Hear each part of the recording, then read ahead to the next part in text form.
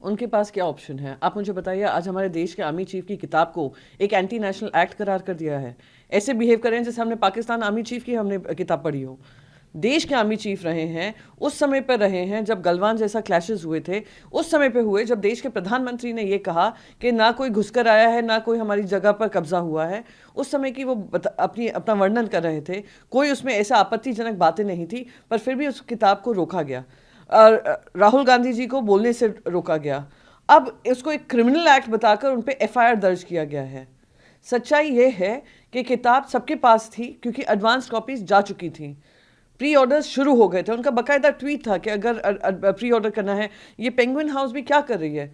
Penguin भी जानता है कि जिस तरीके से ईडी सीबीआई इनकम टैक्स का इस्तेमाल कर विपक्ष के घरों में भेजा जाता है, विपक्ष को जेल में डाला जाता है, जैसे इंडस्ट्रियलिस्ट को चुप कराया जाता है, अब वो पब्लिकेशन हाउसेस पे आ रहे हैं।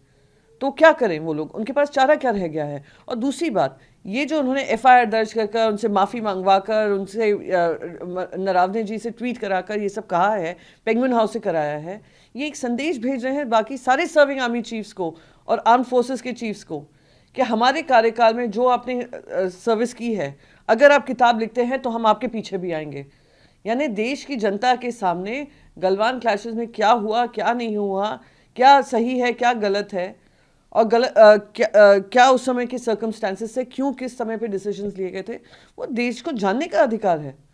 आपने तो उसको एंटी नेशनल बता दिया। It's a shame. It's like reading farmer army chief book history से। अगर वो नहीं शायद क्लैरिफिकेशन देते, शायद देश के आर्मी चीफ को भी ये लोग एंटी नेशनल कह देते हैं।